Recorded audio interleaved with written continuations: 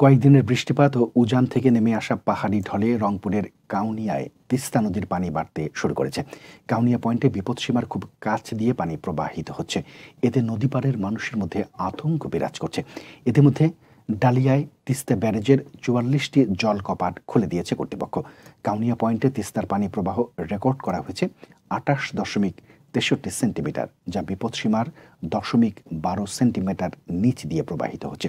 দেশের বৃহত্তম সেচ প্রকল্প তিস্তা ব্যারেজের ডালিয়া পয়েন্টে তিস্তার পানি প্রবাহ রেকর্ড করা হয়েছে ৫১.৩০ সেন্টিমিটার, যা বিপদসীমার ০.৮৫ সেন্টিমিটার নিচে দিয়ে প্রবাহিত হচ্ছে।